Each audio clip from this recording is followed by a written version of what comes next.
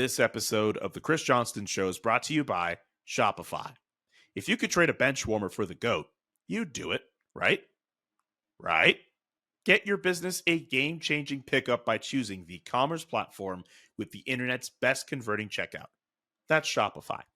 Shopify is the commerce platform revolutionizing millions of businesses worldwide. Whether you're a garage entrepreneur or IPO ready, Shopify is the only tool you need to start, run, and grow your business without the struggle. It puts you in control of every sales channel. So whether you're selling signed sneakers or offering official outfielders outfits, you are covered through Shopify's all-in-one e-commerce platform. And once you've reached your audience, Shopify has the internet's best converting checkout to help you turn them from browsers to buyers. It also powers 10% of all e-commerce in the United States. And Shopify, being a truly global force, it powers sites like Allbirds, Rothy's, Brooklinen, and millions of other entrepreneurs of every size across over 170 countries. Plus, Shopify's award-winning help is there to support your success every single step of the way. This is Possibility, powered by Shopify. Sign up for a $1 per month trial period at shopify.com/Johnston. All lowercase. You know the name already. Shopify.com/Johnston to take your business to the next level today. I know that some in our audience know the finer points of hockey. The Chris Johnston Show. We are your friends. The biggest stories, bringing you inside the game. What did you hear? The Chris Johnston Show.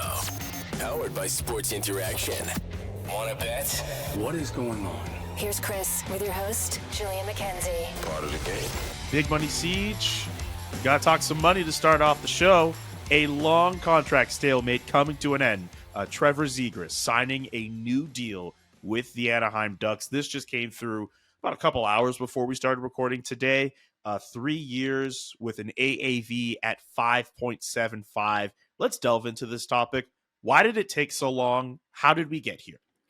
Well, it took long, I think in large part due to the fact that Anaheim, drove a hard bargain, that they, had a pretty firm line in the sand with Trevor Zegras and without provide, I think this is the contract to do it. If you're a team, the second contract for a player is when, the CBA gives you the most amount of power and leverage over those players, I guess, beyond the entry level deal, to make things difficult.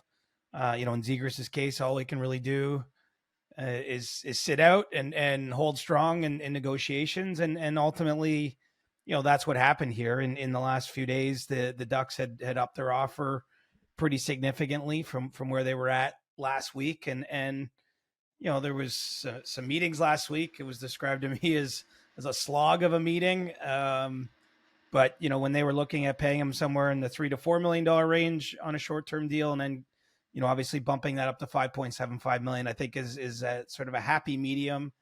And, it's a good contract for a young player who I think has lots of upside now because, he's going to now be hitting the market again or becoming restricted free agent again down the road. He'll have arbitration rights at that point. He'll be very close to being an unrestricted free agent. And of course, if his career trends in the right direction, he's coming off back-to-back 60-point plus campaigns. If he gets into 70, 80, 90 points in these coming years, well, it's safe to say that the third contract, he's going to have a lot more leverage and he's going to be making a lot more money. Okay. We talk a lot about young players being signed long-term and teams buying up as many years as they can out of their young players. As someone who's not in that market, I'm still intrigued as to why 3 years is the number and not a full, not more term on that. Why is it? Because this is essentially a bridge deal with Trevor Zegras. Why are the Ducks settling on this? Well, I think there's not a one-size-fits-all for each team, each situation. Obviously, by signing him to 3 years, they're keeping the AAV lower in the meantime. But I think it's a fair question. I mean, there's a lot of risk involved with signing players long-term. Just you don't know how they're going to develop, if they're going to be healthy enough. It sets sometimes internal precedents, although there's a bit of a precedent set here. Troy Terry got a 7-year deal from the Ducks earlier in this offseason. So it's not as though they haven't gone longer term with some of their other players. I mean, I think we've seen more and more teams try to go long on these second deals. Buffalo's done it with a few players. Obviously, Ottawa pretty famously now is, had a number of guys starting to 8-year deals, Kachuk a 6-year deal. But they've tried to extend their sort of young talent out as far as they can into the future. And I think in Anaheim's case, they just didn't want to get to the kind of numbers it was likely going to take, in order to get Zegras signed. And so it kicks the can down the road a little bit before they have to do that. And keep in mind, it's there's a short-term benefit of not having his cap hit immediately be so high. And then the second is that, if he has any sort of setback, I mean, maybe you're not looking at as long a deal or as pricey deal on the third contract. I mean, I think that all that factors in, but, I think the Ducks really want, the player to earn it. Whatever, however you view that. I think that there's still a carrot dangling, here. I mean, obviously Zegras is getting, pretty nice bump from entry level contract up to $5.75 million. He's going to get to join camp here with the season, a week and a half away from starting. And then it's, maybe 2 years from now, and they're doing a longer term extension at that point in time. And so I think, sometimes it comes down to a matter of motivation too, and just keeping a little bit of fuel in the fire that you want, a certain player to have to prove something. I mean, that everyone isn't the same motivation wise. And so I think that those are kind of the factors you're looking at. Anaheim's in an interesting spot in a sense, because they're a little bit positioned in the way that Ottawa has been and Buffalo has been, and that they're rebuilding and maybe you don't want to sign all your players to 8-year deals, right out of the gate. I mean, I think that you have to kind of factor in how it trickles through a team and the future decisions to come. But I think ultimately, look at if Zegras, what he's shown in 3 years so far now in the league has been pretty strong. And if he keeps trending in that direction, I mean, he's going to have a lot more to say at the negotiating table a couple of years down the road than he was able to do now. I mean, when you ask why it took so long, it's because the Ducks didn't move much until they had to move. When you're getting to a third contract, typically the players have more ammunition to get the sort of deal that they want. Absolutely. I mean, a guy like Zegras, he's already had the 60-point seasons. There's some marketability to him. We've seen the Michigan. We've talked about it on the show. This is a player that, like, again, me being removed from the situation, I'm still surprised that the team would want to commit so few years to him as opposed to a longer term deal. But I mean, hey, maybe it could work out for them in that sense. The player has to take that deal too, and it's hard to turn down that kind of security. But keep in mind, any player signing a contract right now knows the cap's going up, right? And so, while we don't know the exact figures, I mean, pretty safe to say it's going to be a 5% bump, assuming everything goes as planned this season. It could be another 5% by then. I mean, it might be $91 million cap the next time Trevor Zegras is having a discussion with the Ducks, and he might have some stronger seasons under his belt. And so, I think that's kind of it seems to me here, well, there was an agreement on money for the longest time, that I think the sides have been focused on a shorter term contract for some time now. I think that they decided that was probably the best path forward for them to get a deal done. And so, it's not just one or the other's decision. You need two to tango. And, this is a good time to have short-term deals. I mean, remember, we saw lots of players that were UFAs in the summer, whether it's, Bertuzzi, Domi, Gavrikov, I mean, took 1 and 2 year contracts because they're anxious to have a crack at it again once there's a little bit more money in the marketplace, and Zegras will be among those, hoping to take advantage of those situations as well. CJ, let's move on from Trevor Zegras to Jamie Drysdale if we can. What's the latest on that situation? Well, it's a little different situation than the Zegras one, I think, primarily because Jamie Drysdale just played 8 games last year. He was injured for most of the season, which I think complicates projecting where he's going to be at. It also, from his perspective, keeps him shy of being arbitration eligible for a couple more seasons. And so I think it's a little tougher to get to the spot they're going to be at. But certainly, getting Zegras done, I do think gives the Ducks a chance now to regroup and focus just solely on the one remaining restricted free agent. And let's face it, I mean, in this case, and in one that I'm sure we'll talk about with Shane Pinto and the Ottawa Senators, there's only 2 players league-wide now with Drysdale and Pinto that remain unsigned and out of their team's camps. There's a pretty significant pressure point coming, and that's that we're down to the last week here of preseason and exhibition play. And so for those players, I mean, if there isn't some movement in contract talks, then you're looking at missing more games in the regular season. I think everyone involved in the Drysdale and Ducks conversation understands, with him having played so little last season, that, missing too much more time is probably not in either his or the team's best interest. So, it doesn't seem as though anything is imminent at this moment, but I do think that now that the Zegras business is taken care of, there's going to be a chance now to see what the Ducks do. I mean, Drysdale's skated a little bit in Toronto with at Toronto Metropolitan University with the men's team there, and tried to keep himself in shape. But I think the Ducks and he will both be pushed here to try to find some solutions. They've got a little over a week before the start of the NHL season, and I know we both are excited for that. So we'll see what happens in the world of the Anaheim Ducks. We will get to Shane Pinto as the show goes on, and it is Monday, so it is an Ask CJ day. So we'll get to all of your questions too. We will get to You Can Bet That before we get to anything else, though. But stay tuned for more Ottawa Senators stuff and Steve Dangle being right.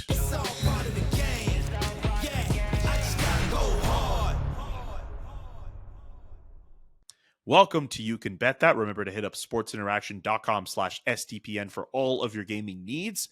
Here's a fun one on the Sports Interaction website. Will we see a first-time Cup champion this year? For those who are wondering, who have not won a Stanley Cup in the National Hockey League: Columbus, Vancouver, Arizona, Winnipeg, Seattle, Florida, Nashville, Buffalo, Ottawa, San Jose, and Minnesota. The odds at that are at 5.00, if not 1.114. CJ, what do you think of that bet? Well, I mean, really, I hear maybe three teams in there that I think have a realistic shot. Seattle obviously coming off, pretty strong playoffs last year. Florida was in the Cup final. I don't know how they're going to manage at the start of the season here with a couple of their defensemen down injured for the first few months. But they've shown that they can get it together at the right time and go on a run. Maybe Minnesota. I think sometimes people might be sleeping a little bit on the Wild. I mean, I'm probably more inclined to take the field here, that you're going to see an organization that's got the job done in the past do it again, just because I do think the best teams and the teams with the best chance of winning, whether you want to listen to Vegas, Dallas, Colorado, Edmonton, Toronto, those sorts of teams to me probably are more likely. But maybe you're feeling frisky and it's time for some new history to be written. Feeling frisky indeed. Maybe you are not. But whatever you do, don't forget to check out sportsinteraction.com/SDPN for all the best odds before game, in game, and the best props. sportsinteraction.com/SDPN. This show is sponsored by BetterHelp. Do you ever feel like your brain is getting in its own way? Like you know what you should do, what's good for you, but you just can't do it? I know for me, therapy has helped me with that. And I know for other people, it has also helped them with that. Therapy is a really useful resource for a lot of people. And if you are looking to find a place to start, if you're looking for a therapist, some different options that could help you out, BetterHelp is a great place to start. If you've benefited from therapy, always great to share your experience, and BetterHelp is great with that. It's entirely online, designed to be convenient, flexible, and suited to your schedule. Just fill out a brief questionnaire to get matched with a licensed therapist and switch therapists at any time for no additional charge. Make your brain your friend with BetterHelp. Visit betterhelp.com/Johnston today to get 10% off your first month. That's BetterHelp, HELP.com/Johnston. So we spent some time discussing the Anaheim Ducks, CJ. Let's get to the Ottawa Senators. Still nothing, it seems, on the front of Shane Pinto and a new contract over there. There's also some front office news with Steve Staios joining the organization. But let's start with Shane Pinto first. Where are we at? Where we're at is it's getting a little bit more tense, I'd say, which is kind of how these things go when sides have been at this for a while and the consequences are getting a little more real and you haven't been able to break through and make progress. And, let's face it, Ottawa still is in the same spot as when we've talked about this in the past, and that they don't have a lot of salary cap space in order to sign Shane Pinto. It looks like they're taking cracks at 1 and 2 year offers. And, I think that if you're in this player's camp, and rightfully so, I mean, he's coming off a 20-goal season, why should he be the one to have to maybe make a concession in order to make all the money work there? And so, I still do think it's going to head in the right direction. because they are looking at shorter term options. Usually that's easier to eventually make some decisions on the money, but the Senators, the fact remains, need to free up the money, the ability or the space in order to pay them one of those contracts. And, here they are right now as we're recording this out in Nova Scotia. They got a game on Monday night against Sidney Crosby and the Pittsburgh Penguins there in Halifax. And then they got some team building and bonding, golf and the like right after it. And, for a team that has, pretty big expectations to try and climb up and, break through and make the playoffs this year, just not having one of your key young players in camp is, at a certain point becomes, I guess, a degree of a distraction or, certainly a discussion point. And so I'm sort of curious to see how these next couple of days will play out. And if there's an ability maybe for the Senators to come forward with a little stronger offer than what they put on the table so far. Pinto's looking at, $2.5 million on a 2-year deal.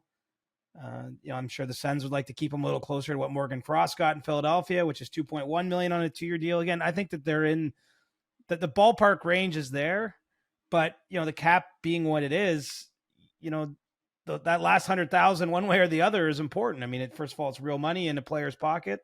But second to that is the team needs as much breathing room as it can find. And so I think that they've kind of been, they've had to take a step back maybe the last couple of days because, they weren't making progress end of last week. But I do think, something to keep an eye on with the Senators now being in the Maritimes, really gearing up for their season, getting down to the nitty gritty here with, their opening game in Carolina next week, fast approaching.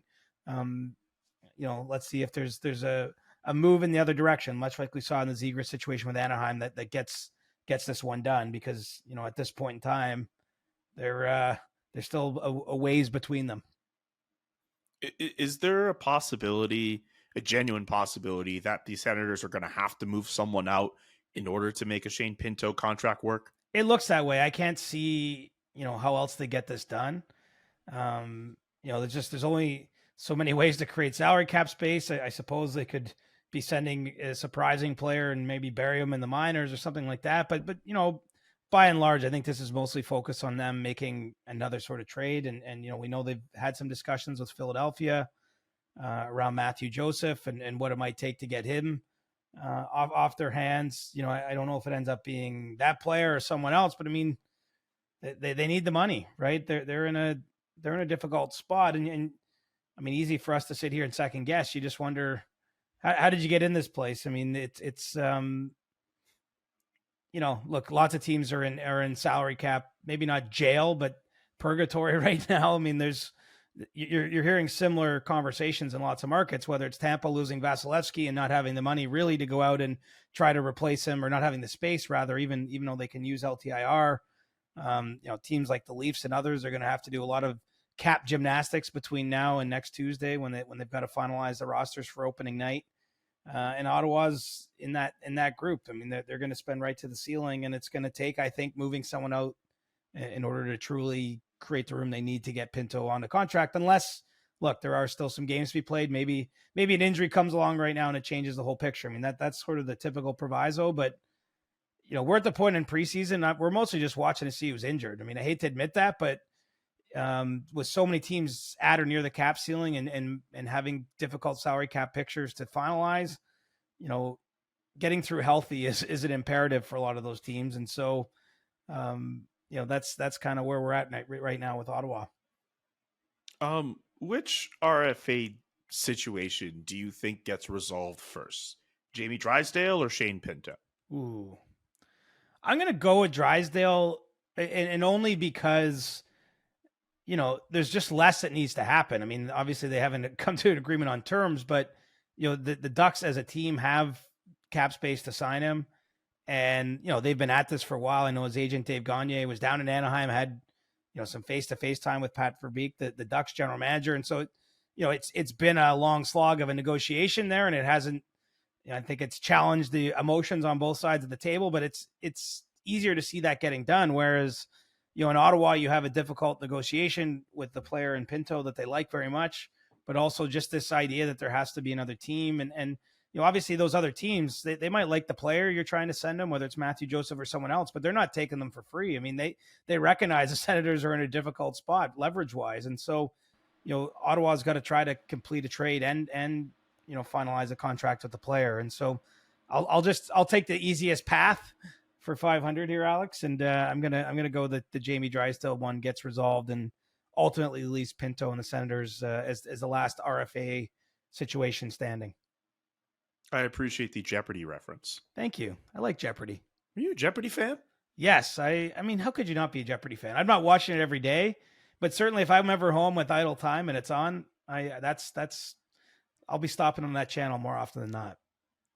Yeah, I like watching the show when it's on. I like it when they have a category that appeals to my interest. I love watching like people on that show who have no idea about like sports or like rap or something, and all of a sudden they have to like what is Tupac for 800? Like, I don't know. Like, what is pickleball? It's always funny to see that.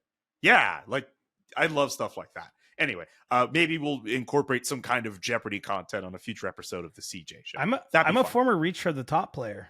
School Reach. I don't know if you had that. What is Reach for the Top for people who don't know? It's essentially team trivia that we did in high schools in Ontario. I don't know if it's across the country. I don't know if it's across borders, if you know it. But essentially, we would be like a 4-person team, and there's buzzers, and you buzz questions. There's certain ones you could sort of congregate as a team to come up with the answer, and it's basically a trivia competition. But if I'm being honest, I was not the strongest member of the team, so I was good enough to be part of the team, but I was not carrying I was not carrying us through to the provincials or anything like that on my own. I think there was a Reach for the Top club at my high school, so it definitely reached Quebec. But all that to say, if we're ever in a situation where we're at a bar on a Monday night and it's trivia night, you're not the worst person to have on a trivia team. No, I'm not the worst, but as I say, I'm not a star. Like I have seen some people who are unreal at trivia, so I think that I'm like the third line capable winger of trivia, but I'm not scoring you 50 or winning the Trivia Conn Smythe. That is for sure. Okay, that's fair. All right. Well, now that's something else to aspire to put on our show too, some kind of trivia segment. Anyway, we're coming up with ideas here on the CJ Show. Let's get to Steve Staios and him joining the organization from the Edmonton Oilers. He joins Michael Andlauer and the Senators as president of hockey operations. There is a history between the two men. What can you say about that situation? Well, this must be the least surprising bit of news to come out of anything. I mean, given the long history between Andlauer and Staios and the time they spent together with Andlauer's Ontario Hockey League team in Hamilton, the fact that really there was rumors that he would be part of the front office from the moment it became apparent that Andlauer was going to take over the Senators. But, I still think it's a significant hiring because obviously we're going to see a different Senators front office here. I mean, this has been at times probably the most bare-bone operation in the league. Eugene Melnyk, the prior owner in Ottawa, was not fond of spending too much money. He certainly had some challenges with being liquid at certain times. And so, I think you're going to see a beefed up front office. So even the fact that there's a president of hockey operations, Michael Andlauer has also hired Cyril Leader back to the organization. He was an original member of the ownership group that brought the Senators to Ottawa, but he's going to be on the business side. We'll see what happens with Pierre Dorion. Does Daniel Alfredson find a place in this front office? I mean, I suggest that seems like there's more than enough smoke there to suggest that could happen. So, I think that we're seeing the Sens be reshaped a little bit. And, in Staios, they have a highly respected, longtime player. He worked a little bit for the Leafs in the front office, went to his time in Hamilton, the Ontario Hockey League, and then spent, the last year, give or take, it with the Oilers organization. So, pretty well tied in guy and respected guy is Steve Staios. And, I think for me, it's not so much evaluating just him, but it's sort of, where does this go next? I mean, how does the front office get changed or reshaped, with Staios at the helm of it. And obviously he's someone who has that tie directly to the new owner. And so, it's only natural to think that there's going to be some changes in Ottawa and there's a lot of pressure for those that have been around, right? I mean, Pierre Dorion has sort of gone through this rebuild. He's been the GM that's made some difficult trades and got to the point where they have these young players. And, he obviously wants to be around to see the team climb back up and become a potential contender again. And so, in order for that to happen, obviously he's got to make a positive impression on his new bosses. And I'm sure a little bit of success on the ice this season probably wouldn't hurt either. I'm sure. Also, we have to mention the fact that Steve Dangle linked Steve Staios to the Ottawa Senators as early as June 13th at 9 a.m. Eastern time, 7 o'clock Mountain time. So that's probably 6 a.m. Pacific time. Are you shaking in your boots? Dangle's coming for my job, bud. That's what I was about to ask you. Are you shaking in your boots at the prospect of Steve Dangle, noted? Actually, he has the perfect name already for his job. He does. Well, and look he's my boss, and now he's coming for my job. Like what? I mean, what else does he want? He's like stealing my lunch money and smart insider man. Smart insider man. I love it though. The more the merrier. It doesn't bother me. It doesn't bother me either. I'm happy that it's a win for us at the SDPN. Congratulations on that, Steve.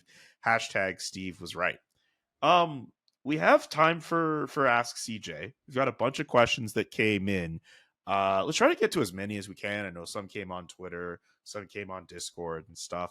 There's some hockey stuff, but there's some fun stuff too. You ready to delve into that? Let it fly. Let's go.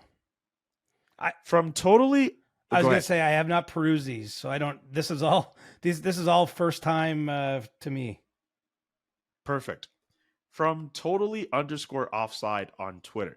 This particular question, there was some feedback in the mentions on this one, so I'm curious what you'll say about this. If you had to be stuck on a desert island with a single NHL player, who would it be? Assume you only have the suit on your back. Very convenient that you're wearing a suit today, CJ. And that player can bring their hockey gear plus a real life version of their team's name. So like Matthews could bring like a Toronto Maple Leaf, or Trevor Zegras could bring a duck, something like that. It's funny because the first player that popped into mind was Brent Burns. Because I feel like Brent Burns would know how to survive. And I think he'd be entertaining. But the problem is I don't want him bringing a hurricane with him. So he fits the first part of the criteria, but he does not fit the second part. Because we don't need no hurricane. No. None of the teams he's played for would have ever helped in that situation. Do you want him bringing wildlife to you? Do you want him bringing a shark? No. I mean, I guess what do we want? Do we want like a Dallas Star because we want to be lit up at night? Yeah, you want to get a sense of where you're going, I guess. Because some of the teams, I don't know what it is, really. Like, you don't really want a Bruin there, or yeah. Do you want an oil rig or a King? Maybe we want a King there to like give us some money, or like have some kind of transit situation that can get you off that island. I mean, a Canadian will do us nothing.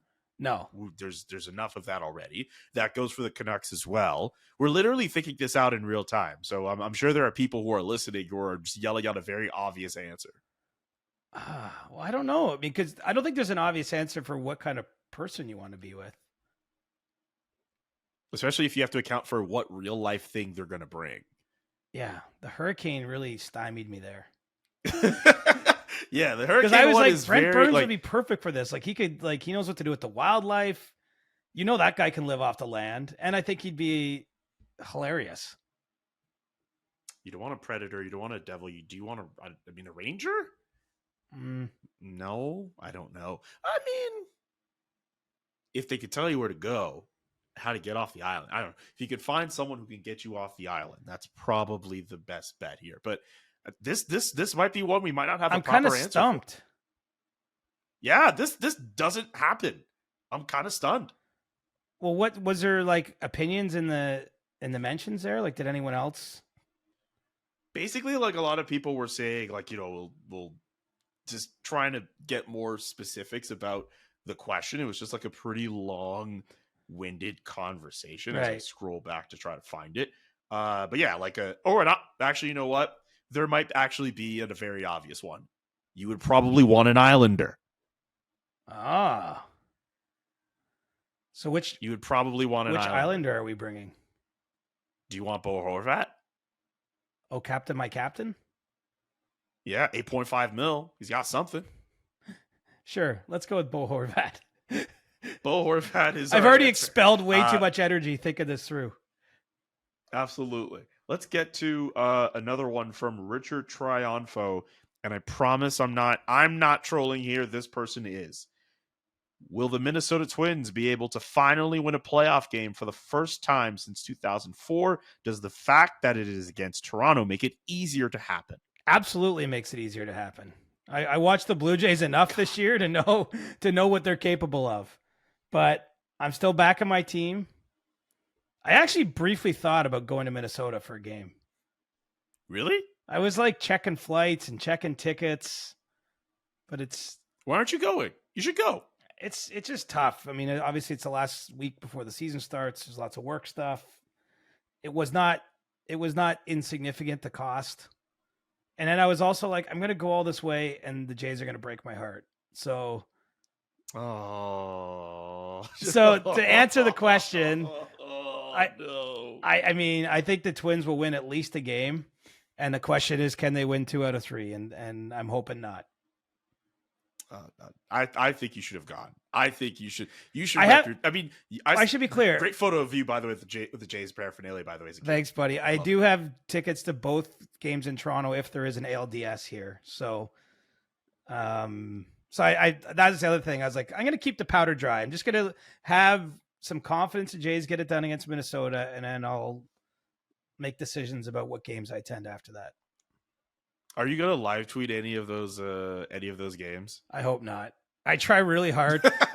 It's funny because I have watched a huge percentage of the Jays games, especially through August and September.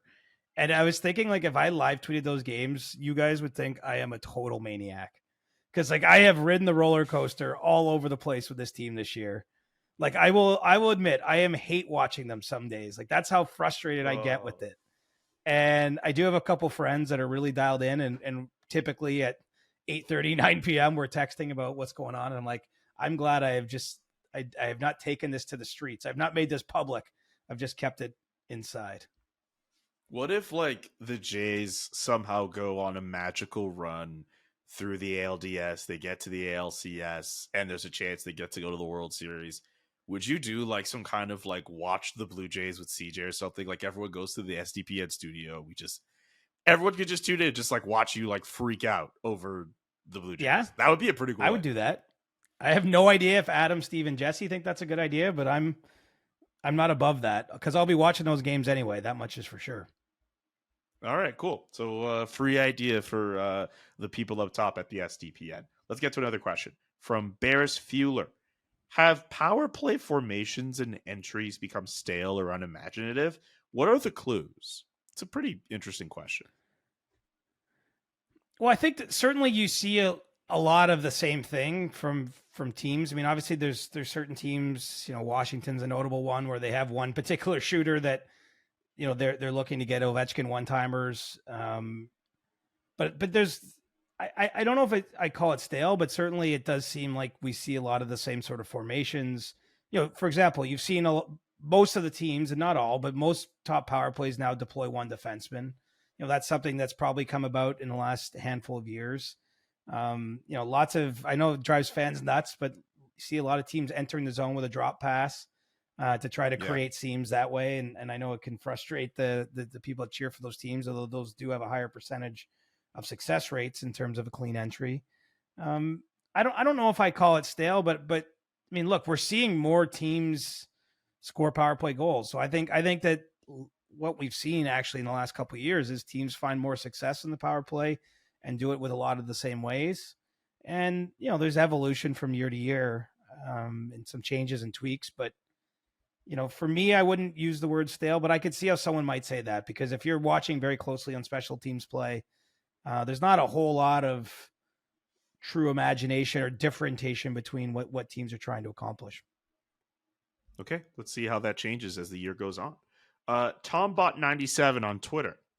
Do you think the Los Angeles Kings are genuine contenders this year? I was shocked when the Kings traded for Pierre-Luc Dubois instead of Connor Hellebuck this offseason. I guess recent Cup champions have shown that it is more important to be deep at center instead of having an elite goalie.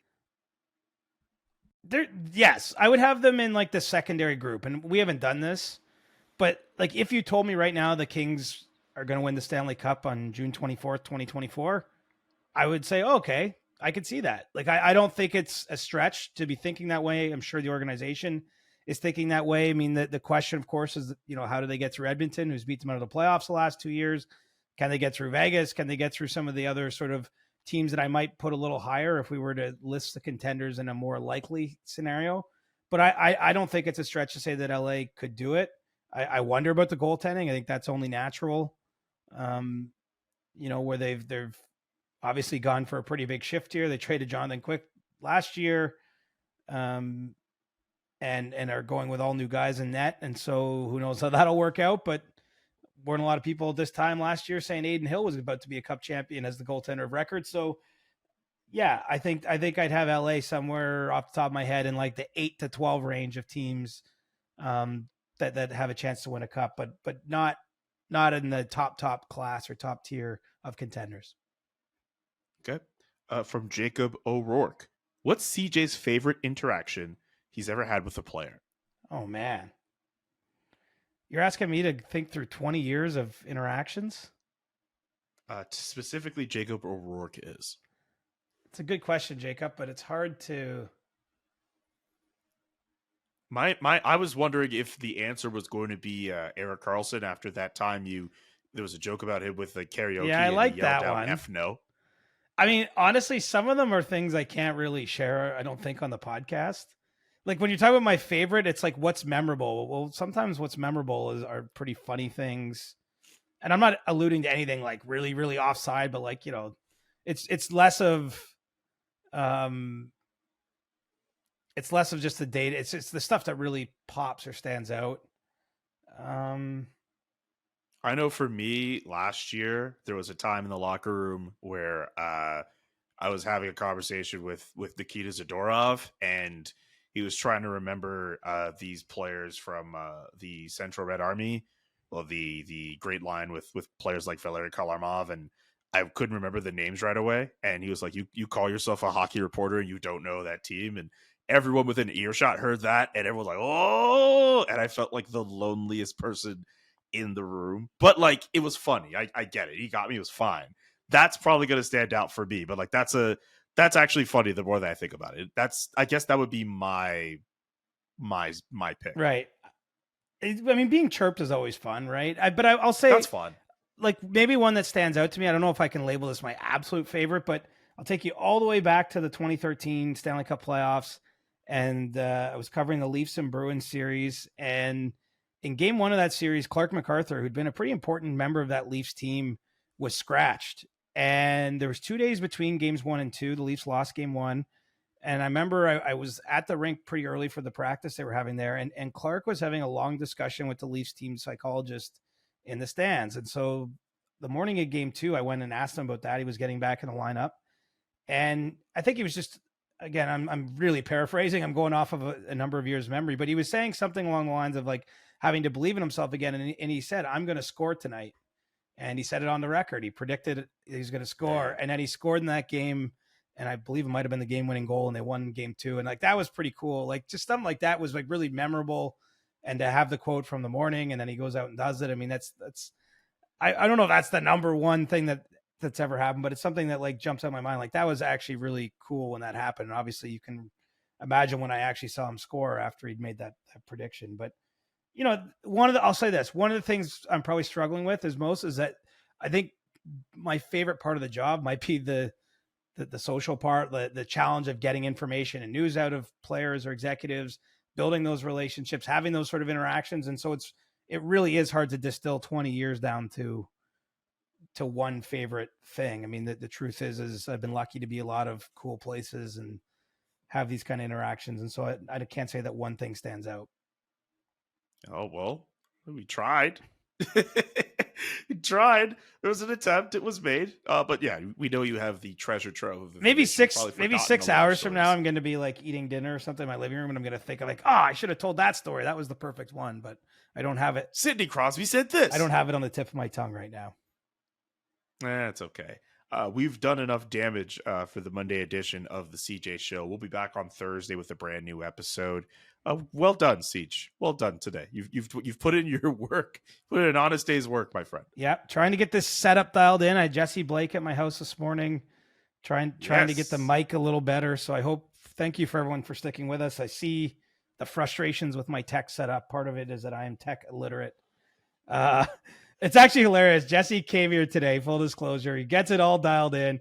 We fired up, and the first minute we can't get the mic working. And producer Nick phones Jesse, and Jesse has the very bright idea to unplug the mic and plug it back in. And lo and behold, that seemed to work. And it worked. That's the funny thing. It worked. Sometimes it's just what you have to do, man. But anyway, I'm glad the setup has worked out, Siege, and hopefully continues for more episodes, my man. Yeah, I'm not getting ahead of myself. I'm just living one episode at a time, Julian. Trying to do the right things, take care of my game here. Yeah. You sound like a hockey player now. All these cliches. What is this? You're gonna get pucks in deep all of a sudden? What is this? It's a hockey podcast. It's apropos. It's very true. For CJ, I'm Julian. So long. Peace. The Chris Johnston Show.